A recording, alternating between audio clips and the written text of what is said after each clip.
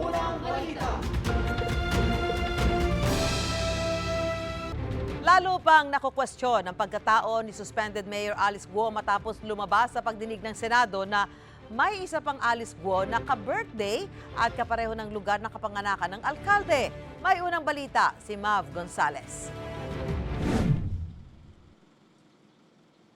Iisang pangalan, pareho ng kaarawan pero magkaiba ang katauhan. Is it a coincidence na may dalawang Alice Leal Guo na pinanganak on July 12, 1986 sa Tarlac? Or is this a case of stolen identity? Ito ang mga bagong tanong na lumutang sa pagdinig ng Senate Committee on Women and Children. Iprinisinta ni Senadora Risa Hontiveros ang larawan ng isang Alice Leal Guo, kapangalan at kababayan ni suspended Bamban Mayor Alice Guo.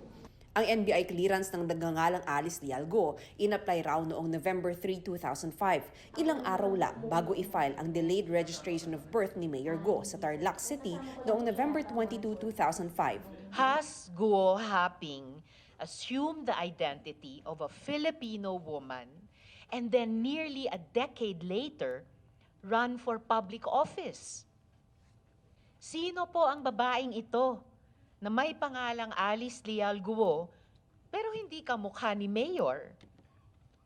Nasaan na po siya ngayon? March 2021 naman kumuha ng NBI clearance si Mayor Guo. Baka ibang tao talaga yan, ma'am, hindi sa sistema ang may problema. Pwedeng nangyari dahil sa isang switch. Pwede, ma'am, pero hindi ko masabi kung ano ba talaga ang nangyari dyan. Aalamin ng NBI kung nasaan ang isa pang Alice Leal Guo. Natsyempohan ng GMA Integrated News ang pagpunta ng NBI agent sakaling nakalagay sa iprinisentang NBI clearance sa Senado. Pero iba ito sa mismong lugar bagamat katunog. Sabi ng mag-asawang nakatira roon, walang Alice Leal Guo roon at hindi rin umano nila ito kilala. Pinuntahan din namin ang lugar na nasa clearance pero walang kalye roon na kapangalan ng kalye na nasa dokumento. Wala pang pahayag gaugnay nito si Mayor Guo na hindi dumalo sa pagdinig dahil masama raw ang pakiramdam. Sa kanyang liham sa komite, sinabi ni Guo na matindi na ang epekto ng mga pagdinig at mga anyay malisyosong alegasyon sa kanyang physical at mental health. Pero nanindigan ng komite na kailangan niyang humarap kaya sinabina na siya. Gayon din ang kanyang ama, 3 kapatid at partner ng kanyang ama na si Lin Wenyi.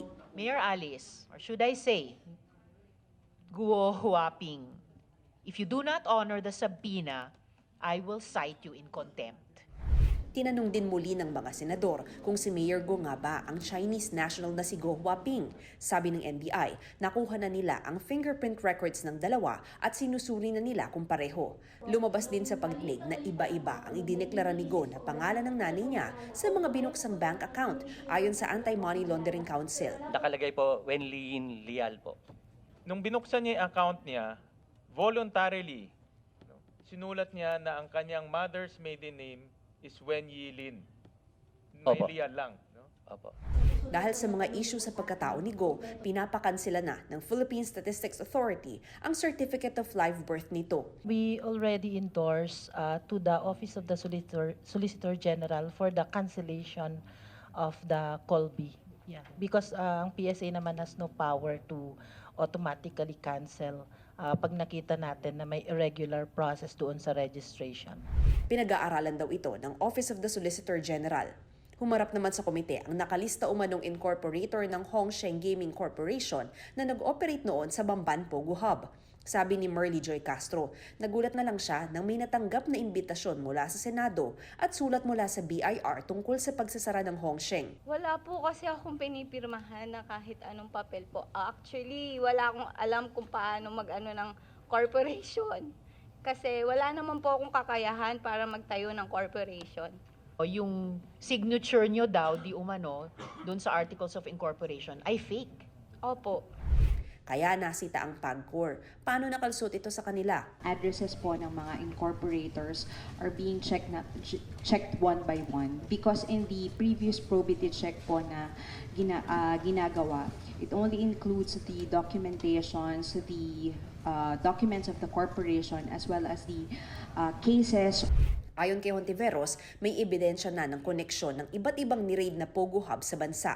Si Wang Jiang, ang Chinese fugitive na kasosyo ni Go sa Bamban Pogo, incorporator din ng Pogo sa Sun Valley Clark. Ang Hongsheng Gaming Corporation naman na nasa Bamban Pogo Hub, konektado rin daw sa Lucky South 99 sa Porac, Pampanga. Sa pagdinig na gisa si Porac Mayor Jaime Capil kung bakit hindi sila gumawa ng paraan na makapasok sa Pogo Hub nang inspeksyonin nila ito noon. Pinapasok po kami hanggang doon lang sa guardhouse. Pero doon hanggang sa security office lang. Kaya hindi po sa buong area po. Okay. So Mr. walang Chair. checking na nangyari. Kung nasa labas lang kayo, tinignan lang natin yung facade, in reality, walang checking na nangyari. Ganun po yung nangyari dahil hindi po tayo pinapasok talaga sa buong area. Hindi ba kayo nagkaroon ng duda bakit hindi kayo pinapapasok? Akala po namin nangyayari talaga na that's a private property.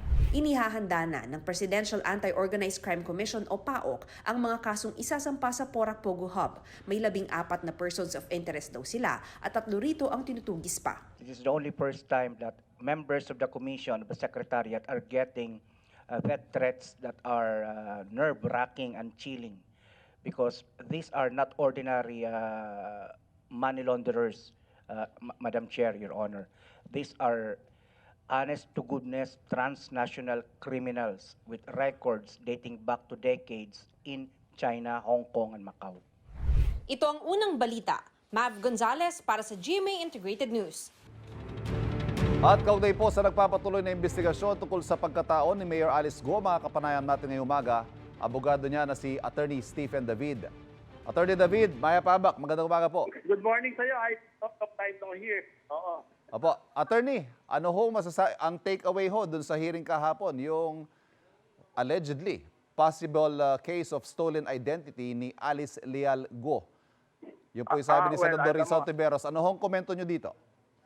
Alam mo, Ivan, lahat naman ng allegations laban kay Mayor Go, haharapin namin yun sa proper forum. So kasi ngayon, ang iniiwasan namin yung trial by publicity para hindi naman siya ma-condemn bago pa nagkaroon ng formal hearing. So, antayin natin. Ipafile nila yan, nakahanda naman kami sagutin lahat yan. Okay, preliminarily, Attorney, what can you say about the allegation na possible case daw ng stolen identity ito? Kaya nga, kung ipafile nila yon, haharapin namin yan sa proper forum.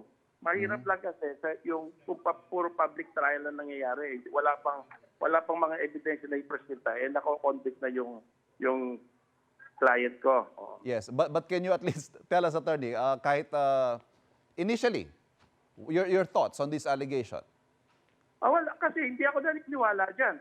Kasi sa ngayon, hindi ko naman sinasabing totoo yan. Hindi ko rin sinasabing mali yan. Kaya lang, sa amin kasi may proseso kami ng pagbabalidate ng mga dokumento.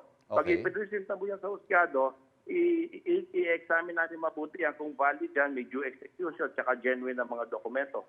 Alam mo naman ngayon, hindi mo maiwasan yung mga photoshops, yung mga ganyan. So, napakaaga pa para mag-comment kami sa mga ganyan mga dokumento. Yeah, so basically, parang hindi pa natin na-establish yung legitimacy ng document na ipinresenta. Correct ka dyan, Ivan. Kasi ngayon, hindi naman iba yung marami mga dokumento na curious. Hindi ko sinasabing gano'n, pero kailangan sa proseso. Understood, Attorney. Ito pa, yung nadiskubre ng Anti-Money Laundering Council na iba-iba yung idineklarang Mayor Go o ni Mayor Go na pangalan ng kanyang ina sa kanyang mga bank account. Hindi ko alam kung ganong make declaration. So, mabuti pa, kung isasampan nila yan, doon na siguro masasagot. Kasi baka mayroon talagang ganyan. Di natin alam, di ba? So, mas maganda yan, maliwanagan tayo sa husgado. Pero hindi niyo pa ho ba napag-usapan ni Mayor Alice ito na bakit iba-iba yung mga pangalang inilagay ng kanyang ina sa kanyang mga bank accounts? Actually, hindi ngayon ko lang narinig sa iyo yan. Unfortunately, lumutang po ito kahapon sa hearing, Attorney. So, hindi ko alam yung nangyari kahapon. Alright. Kumusta ho si Mayor Alice? Nabanggit nyo, she wasn't feeling well yesterday kaya hindi nakapunta sa hearing. Tama ba? Actually, kahapon may tatlong araw na yung sakit. Alam ko nung magkita kami, hindi na maganda yung, at saka stress. So naman, mas sa dami naman ng kaso na ipinato sa kanya, siguro naman hindi ma-express doon sa ganung dating sitwasyon. Papasabi na daw po ng committee si Mayor Go sa dami ng kailangan niyang linawin. Sa susunod po ba, makakadalo na siya? Proseso doon. Ganun talaga yung proseso doon. Pagka dumating, susupina ka talaga nila doon. Under pain of contempt. Yun yung sinabi ni Senador Risa. Sa susunod na hearing ho ba, dadalo na siya? Supina yan, under pain of contempt yan. Under pain of contempt talaga pag supina. Yung sa susunod na hearing po, sa tingin ninyo makakadalo na si Mayor Go? I hopefully attend na siya. No? Kasi temporary lang naman yung yan, hindi naman permanent. Okay. Ito naman pong appeal ninyo sa kanyang preventive suspension. Dininay na ho ng Ombudsman. What's your next step, Attorney? Alam mo, sa totoo lang, may sariling opinion siyempre ang Office of the Ombudsman about that. Pero ako, bilang abogado ni Mayor Alice, hindi ako naniniwala doon eh. Kaya, although I respect the decision of the Ombudsman, iaakyat ko yan sa Court of Appeals para doon mabigyan ng review at mabigyan ng pagkakataon na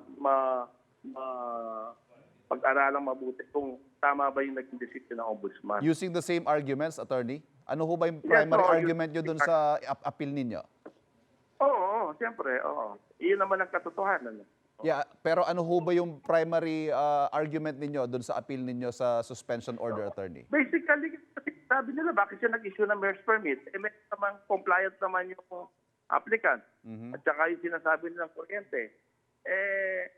Iyon namang Baupulan Development, nasa leasing naman talaga ang negosyo niya. Noong unang panahon, nung bago pa nag-umpisa yung Pogo, siya yung president ng Baupu eh. So kanino ipapangalan yung mga kuryente nung mag-umpisa yung construction? Dahil sa kanya. Right. Attorney David, salamat sa panahon. Salamat. Maraming salamat, Ivan. Okay, Nakausap po natin Attorney Stephen David, abogado ni Mayor Alice Guo. Sa gitna ng tensyon sa West Philippine Sea, wala raw balak ang Pilipinas na i-restrict o pagbawalan ng mga investor mula China na pumasok dito sa bansa.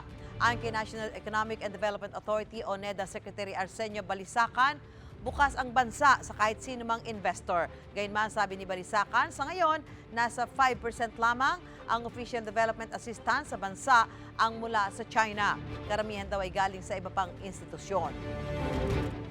Much of our ODA have come from other sources, particularly ADB and World Bank, Japan, and so hindi naman ganon kadami. No? There were a number of projects that were initially indicated as potentially Chinese projects, but those were not those were delayed or did not materialize because for one reason or another, and so we had to look for funding for those other sources. Hindi raw natatakot si dating Pangulong Rodrigo Duterte na harapin ang mga akusasyon kaugnay sa war on drugs ng kanyang administrasyon. Sasagutin niya raw ang mga akusasyon sa korte, hindi sa kamera. May unang balita si Jonathan Andal. Hindi sisiputin ni dating Pangulong Rodrigo Duterte ang ginagawa ngayong pagdinig ng Kamara sa madugong war on drugs ng kanyang administrasyon. Sa pahayag ng kanyang dating presidential spokesman, hindi natatakot si Duterte na harapin ang mga nag-aakusa sa kanya pero sa korte at hindi sa House investigation. Iginigit daw ni Duterte ang kanyang right against self-incrimination. Kasama si Senator Bato de la Rosa sa mga iniimbitahan ng House Committee on Human Rights. Bilang PNP chief noon, si de la Rosa ang nagpatupad ng giyera kontra droga kung saan libo-libo umano ang namatay. Pero ayon sa senador, hindi raw siya dadalo alinsunod sa payo ni Senate President Cheese Escudero. Gusto ko sanang pumunta pero I don't want to become the president of violating the interparliamentary courtesy. So sinusunod ko yung guidance ng aming Senate President. Ayan po ang sagot niya sa akin.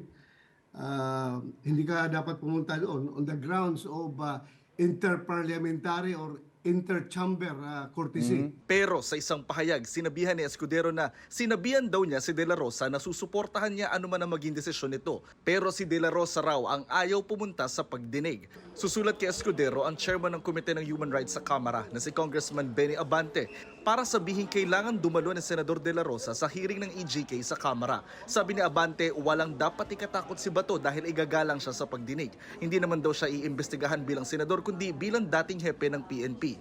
we are not actually pointing an accusing finger on him. Hindi yun eh.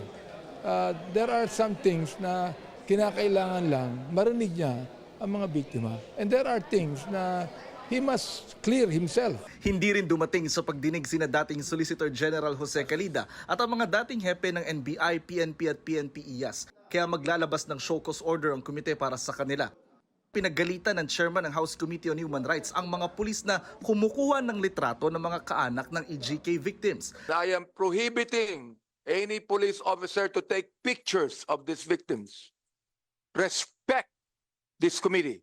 I do not want anyone to take pictures of anybody if you are not member of the media. Nasabon din ang mga pulis na nag-operate noon sa mga drug suspects sa Payatas, Quezon City, kung saan 3 ang namatay dahil hindi raw alam ang protocol ng Oplan Tokhang na kanilang ipinatupad. Ano po ba ang protocol na gagawin sa Oplan or Project Tokhang, which is differentiated from Oplan Double Barrel? Nung time po kasi na yun, sumusunod lang kami sa mga utos ng mga nakakataas, sir. Sumusuot ka lang sa mga nakakataas na hindi mo alam kung bakit. Nagkamali lang po ng pagkakasalita po si Agaraw. Pero alam niya po yan. Dahil ito po, matinong tao po ito. Lumabas din sa pagdinig na wala ni isang pulis ang sinampahan ng PNP ng kasong kriminal sa mahigit 6,000 drug suspect na napatay sa mga police operation sa drug war. Sabi ng PNP sa NBI daw kasi lumalapit ang mga kaanak ng mga namatay dahil walang tiwala sa mga pulis ang mga ito. Humarap din sa komite ang mga kaanak ng mga biktima ng EJK na ang ilan ay lalapit daw sa ICC o International Criminal Court para mapanagot ang mga pulis na pumatay umano sa kanilang kaanak. Ito ang unang balita. Jonathan Andal para sa GMA Integrated News. Umaasa naman si dating Senador Leila de Lima na uusad ang investigasyon ng International Criminal Court kay dating Pangulong Rodrigo Duterte kaugnay sa war on drugs. Sinagot din ni de Lima ang tanong kung handa na ba niyang patawarin ang dating Pangulo. May unang balita si Sandra Aguinaldo. Naibasura man ang kanyang mga kasong kriminal sa ilalim ng Administrasyong Marcos, isa pa rin si dating Senadora Leila de Lima sa mukha ng oposisyon bilang tagapagsalita ng Liberal Party. Sabi niya, walang balak ang partido na makipag-alyansa sa kasalukuyang administrasyon. Dahil nakalaya kayo sa panahon na ang Pangulo ay si President Marcos, willing ba kayong makipag-alyansa sa administrasyon? Sa panig ng Liberal Party, wala kaming ganong plano. Hindi namin pinag-uusapan yan. Well, kung pinag-usapan man, ay ang posisyon namin dyan is that no. Hindi kami makikialyado kasi paano kami magiging, kasi opposition nga kami. So wala pong plano ang Liberal Party as a party to coalesce with the BBM administration for purposes of the 2025 elections. That is the position of the Liberal Party at the moment. I cannot say whether that position can change. Ayon kay de Lima, may mga posisyon sila na tugma sa posisyon ng Administrasyong Marcos, gaya ng pagpupursiging protektahan ang teritoryo ng Pilipinas. Pero patuloy daw silang sasalungat kung kinakailangan. Sa China WPS, suportado namin ang posisyon ng BBM administration, asserting all the way our sovereign rights. Maganda yung kanilang transparency strategy. Kung ano yung mga issues na nagkakatugma ang pananaw, why not? I mean, kaya hindi kami gano'n na banat lang ng banat. Ayaw namin actually pumili between the Marcos bloc or the Duterte's bloc. Again, it's all gusto namin sa issues kami mag-engage. Sa ilalim ng Administrasyong Marcos, umaasa si de Lima na patuloy na uusad ang kaso ni Duterte sa International Criminal Court na aniya ay pwedeng mauwi sa pagkakakulong nito. Umaasa po tayo na yung proseso ngayon sa ICC would result in the correct outcome. And the correct outcome, of course, would be the issuance of the warrant of arrest, eventual prosecution, and ultimately imprisonment. Palaban pa rin si de Lima Pero aminado siyang sa 7 taon niya sa kulungan, minsan na rin siyang pinanghinaan ng loob. Naikwento niya nang ma-hostage siya ng miyembro ng teroristang grupo noong 2022. Sa ulat ng PNP, nagtangkang tumakas ang 3 kalalakihan mula sa custodial center. Nang matunugan ito ng mga otoridad, tumakbo raw ang isa sa mga ito sa kinaroroonan ni De Lima. I stood my ground na hindi ko pinahalata na natatakot ako. Because I had to be mentally alert.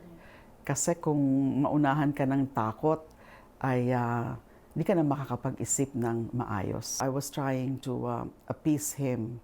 Pero ano siya, yung parang suicidal na rin eh. Sabi ko, Lord, kayo na po ang bahala. Bahala na po kayo sa akin, bahala na po kayo sa pamilya ko kung may mangyari. Pero may punto doon na sabi ko, Lord, bakit naman ganito? Na nagdusa ako, nag-sacrifice ako ng ganito katagal. That was already more than 6 years. And then, ganito lang pala mangyayari sa akin. Mamamatay lang pala ako dito from a hostage-taking incident. Sa kanyang pagkakapiit, ikinalungkot daw niyang may mga kaibigang tila lumayo sa kanya. Ipinagdalamhati rin daw niya sa piitan ang ilang masamang balita, pati na ang panahong nawalay siya sa pamilya. Kapag may mga nababalitaan ako noon na mga namamatay na mga kamag-anak, kaibigan, and then yung pagkamatay nila Pinoy, and then ni Sek Dinky, Soliman, ay talaga namang nalungkot ako doon. Nung nag-graduate yung anak ko from law, nung nakapasa na siya, hindi rin ako doon sa off-taking niya, hindi naman ako pinagbigyan. Ibinuhos daw niya ang mga saloobin sa pagsusulat at nakapag-publish ng ilang libro mula sa kulungan. May oras din sa pagdarasal at meditation. Pinupuno rin daw niya ang kanyang schedule at sinusunod ito para walang puwang sa pag-iisip ng negatibo. At isa raw sa nakatulong sa kanya ang pagkalinga sa mga pusang gala na umabot daw sa 20. 2 o 3 sa kanila nga is tumatabi sa akin dun sa napakaliit kong bed, a single bed. So, yung pinaka-favorite ko, yung 5, inuwi ko. Buti na lang, may mga pusa. Kasi malaking bagay na tulong nila na maibsam ko yung kalungkutan. Dumating na ang araw na masasabi niyang tunay na siyang malaya. Pero handa na kayang magpatawad si Atty. De Lima? Napatawad ko na actually yung mga witnesses na yan, yung mga trumabaho sa mga witnesses na yan. But pagdating kay Pangulong Duterte, hindi pa po ako ready. Sa unang-una, humingi na ba siya ng tawad? Wala naman siyang ganun. So hindi ko alam. So I've been praying for the grace na kaya ko nang patawarin siya. Pero sa ngayon, hindi pa. Ito ang unang balita. Sandra Aguinaldo para sa GMA Integrated News. Bukas daw ang Philippine Coast Guard na makausap ang China Coast Guard para pahupain ang tensyon sa West Philippine Sea. Ayon kay PCG spokesperson Rear Admiral Armand Balilo, hihintayin nila ang desisyon ng Department of Foreign Affairs o ng National Maritime Council kung magkakaroon ng pag-uusap. Naniniwala ang PCG na wala namang mawawala kung mapag-uusapan ang mga issue. Ang DFA una nang kinumpirma na nagpadala na sila ng note verbal sa China kaugnay sa panghaharas ng CCG sa Philippine Navy sa Ayungin Shoal noong June 17. Nagbabala naman si DFA Secretary Enrique Manalo kaugnay sa pagkalat ng pekeng impormasyon tungkol sa sitwasyon sa West Philippine Sea. Para malabanan yan, mag-uusap ang Pilipinas at Amerika tungkol sa cyber digital policies ng dalawang bansa. For far too long, the narrative surrounding the West Philippine Sea has been obscured by disinformation. Genuine photos and videos, or those that are not AI-generated or digitally manipulated, speak louder and more powerfully than the myriad attempts at misinformation and the peddling of false narratives. Kumustahin naman po natin ang bentahan ng mga murang gulay at prutas sa Kadiwa Store sa Caloocan. May unang balita live, si James Salutin. James, marami pa bang supply dyan ng murang mga gulay at prutas? Yes, Maris, para sa mga residente ng Caloocan at kalapit na lugar, ay maaari pa sila magpunta dito dahil marami pa ako nakikita dito na supply ng mga gulay at prutas. At di lamang yan, mayroon pa ilang mga produkto tulad halimbawa ng mga itlog at may mga nakita din tayo dito na school uniforms at mga sapatos. At maaga pa lamang kanina, Maris, ay marami ng mamimili sa Kadiwa Store. Dito po yan sa Caloocan City Hall Complex. Mas mura mabibili po kasi yung ilang mga gulay dito tulad halimbawa ng repolyo na 50 pesos per kilo. Cauliflower ay 120 pesos per kilo, habang yung carrots ay 90 pesos per kilo. Mayroon ding sayote na 50 pesos per kilo, talong na 70 pesos, ampalaya na 100 pesos per kilo at labanos na 95 pesos ang kada kilo. May ilang prutas din na maaaring mabili tulad halimbawa ng mangga at abokado na 120 pesos per kilo. Ang saging na lakatan ay 95 pesos per kilo, habang ang saging na saba ay 35 pesos per kilo. Ilan sa mga maagang mamimili rito, Maris, ay galing sa pag-ehersisyo at dumaan na muna sila sa Kadiwa Store. Nakakatipid daw sila kahit papaano. Unang-una sa lahat, malapit kami. Number 1. Tapos, second, mura din ng 20 pesos. Instead of mag-tricycle kami, dito, na lang, okay lang na malapit. Mas mura konti dito kaysa palengke. Nakakatipid naman konti. Kaysa pupunta pa kami doon sa mamasahe ka pa.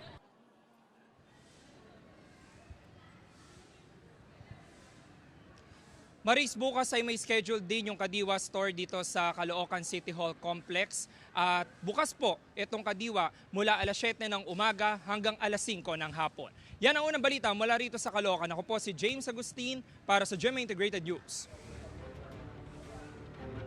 Galaw-galaw mga kapuso! Ako, maraming Pilipino ang kulang daw sa exercise noong 2022 ayon po yan sa World Health Organization. At live mula sa Marikina, may unang balita si Pam Alegre. Pam, galaw-galaw!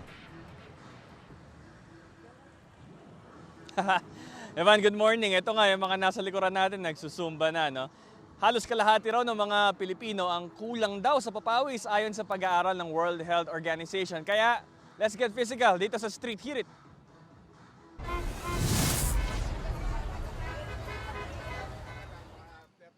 Alas 5 ng umaga naglalakad na sa Marikina River Bank si Roberto Estanislao. Habang malusog pa, sinusulit daw niya ang pagpapapawis. Kailangan sa umaga papawisan tayo para lumalabas yung mga toxid ng katawan natin. At unang-una, nagkakaedad na tayo. Kailangan ng konting exercise natin para tayo iwas sa high blood, sa stroke. Hindi lahat nagpapapawis tulad ni Roberto. Ayon sa World Health Organization, 45.5% ng mga Pilipino ang walang sapat na ehersisyo base sa kanilang pag-aaral. Mataas daw ito ng 13.8% kung ikukumpara sa bilang ng walang ehersisyo noong 2000. Pagka ganito ang trend, sabi ng WHO, baka halos 60% na ng mga Pilipino ang walang exercise sa taong 2030. Lumalabas din sa pag-aaral ng WHO na less active ang mga babae kaysa sa mga lalaki. Si Jerome Uy na palagi nagbibisikleta rito sa Marikina, kapag di siya nakakapagpapawis, hindi raw maganda ang pakiramdam niya. Para kang wala yung gaan ng katawan Para mabigat. Kailangan palagi gumagalaw. Lalo na sa edad ko. Malaki nagagawa sa kalusugan natin, exercise. Maraming napiprevent natin na sakit. Libre lang ang ehersisyo kaysa raw bumili ng maraming gamot pag nagkaedad. Mas mainam na galaw-galaw para pawisan. Medyo nung nangihina, ganun. Parang yung mga kasukasukan ko, nagdidikit-dikit Kaya kailangan balating ko Kahit 1 oras lang. Pero ngayon, para sa'yo, ano importansya yan ng exercise? Malaking bagay yan. Malaking bagay. Nakakabawas ng mga kung ano magiging sakit mo, diabetes.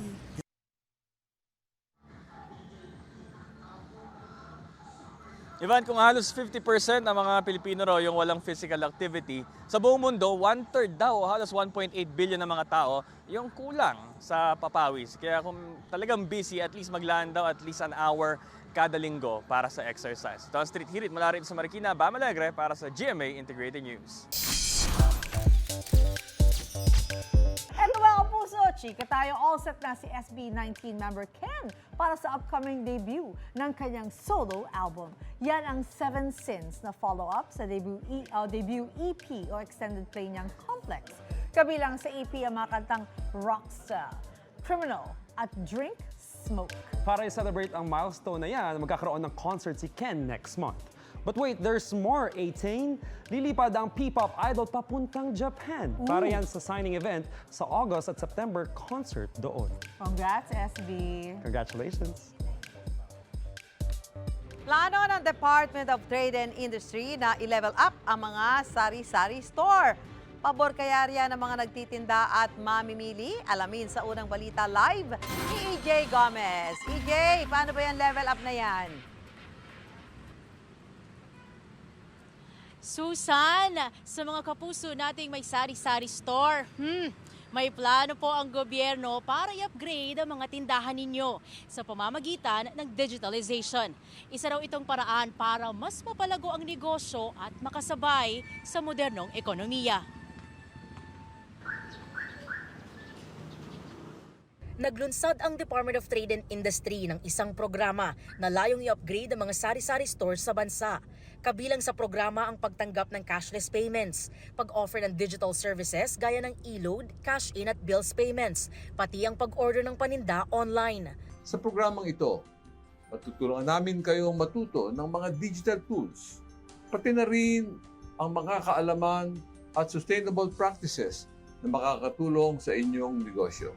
Sa ilalim ng tindahan mo, i-level up mo ng DTI, magkakaroon ng libreng modules, webinars at learning sessions sa mga negosyo center. Nagsimula yan kahapon na tatagal hanggang October 23. Ginagawa ng DTI ang programang ito upang ang inyong tindahan ay maging matatag, mas malago at handang makipagsabayan sa modernong ekonomiya tungo sa bagong Pilipinas. Iba-iba ang opinyon ng ilang tindero at tindera sa programa ng DTI. Pwede raw madagdagan ng kanilang kita, pero pwede rin namang maloko sila, lalo na raw sa sistemang cashless payments. Pabor kasi nga dagdag kita rin talaga yun sa tindahan. Tapos hindi kasi nga sa panahon ngayon marami na talagang manloloko. Tapos just in case na nasa loob nga ako tapos hawak nila yung cellphone, hindi ko na sila mahahabol. Malulugi naman talaga yung mga may-ari ng mga sari-sari store. Pabor po kasi ako, ma'am, kasi po convenient po siya sa mga tao. So, mas mapapabilis yung pagbili.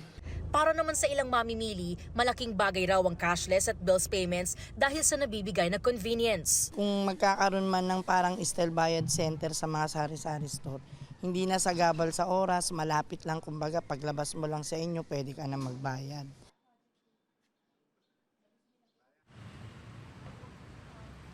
Susan, ayon sa DTI, aabot sa 1 milyon ang bilang ng sari-sari store sa buong bansa. Kabilang daw sila sa mga itinuturing na haligi ng ekonomiya. At yan ang unang balita mula rito sa Maynila. EJ Gomez para sa GMA Integrated News.